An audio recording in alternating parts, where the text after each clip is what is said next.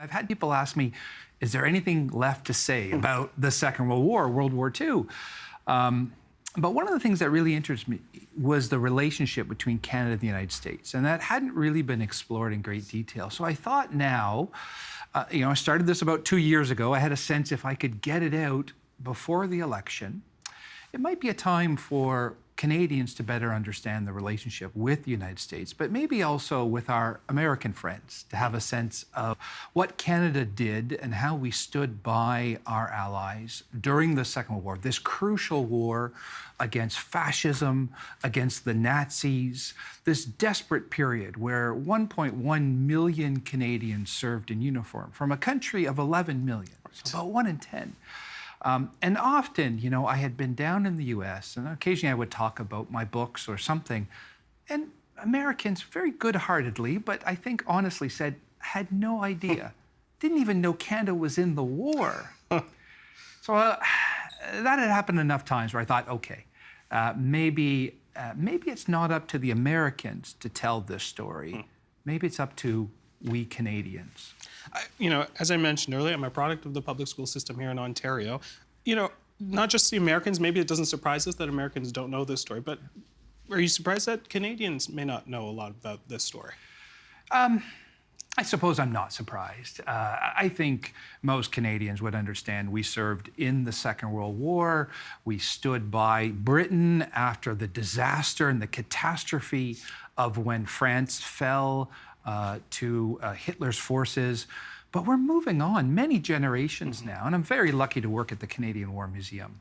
And we've had discussions there about young people and that we're going to have to work harder to talk about Nazi Germany and Adolf Hitler and the rise of fascism, because that's a long time ago. Right. We've had a lot of history between now and then. So don't blame yourself, and I don't blame others, but I do think this is an important story to tell, partially because I think we're in a bit of a dark time now with our own history, with the world around us, with major wars happening, in Gaza, in other places, in Ukraine, great instability, tremendous conflict.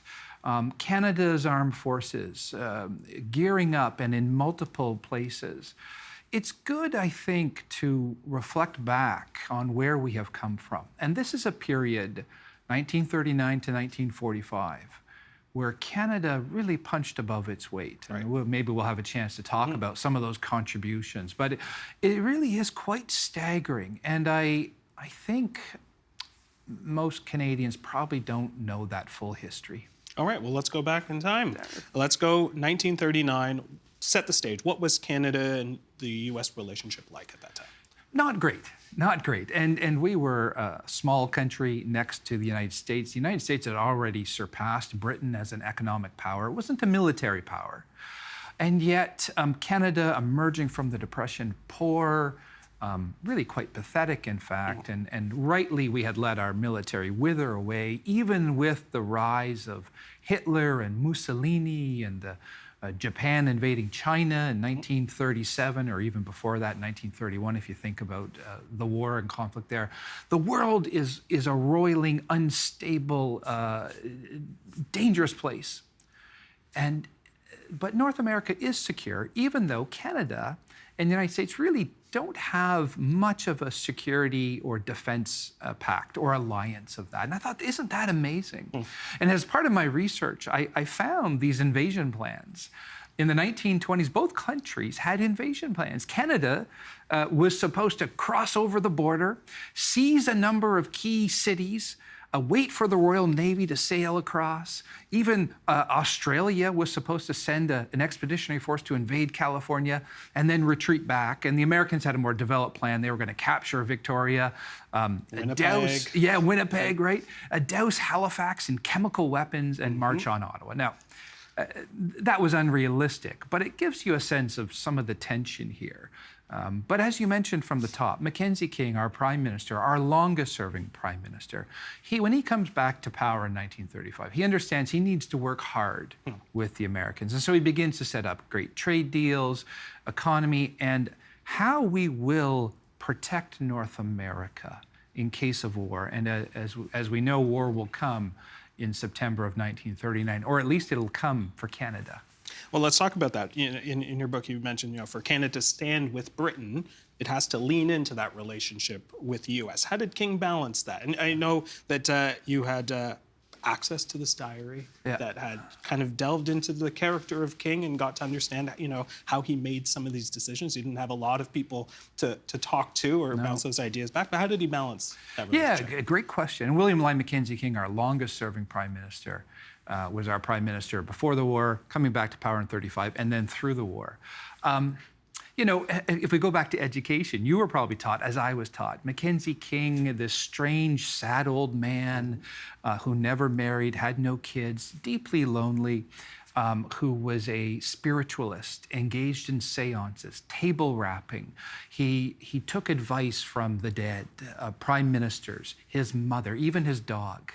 And he's been a bit of a joke in history. And yet, of course, he's our longest-serving prime minister. You don't become that by being a joke, right? So he was a shrewd political operator as well.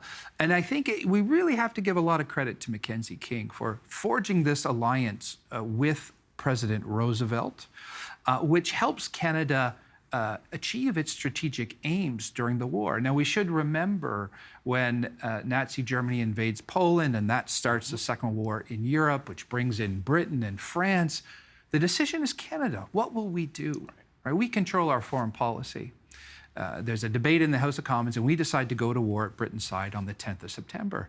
But everybody is looking to the South. What will the Americans do? And of course, they are neutral. And Roosevelt understood that Americans did not want to fight in this war.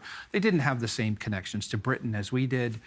And yet that's devastating, right? I mean, think about now if one country was at war in North America and the other was not. And the great doomsday scenario for the United States is that Nazi Germany will invade Canada and be on the border of the U.S. So really, the Americans, it's a long story, I recount it in the book, but they begin to support us in Canada.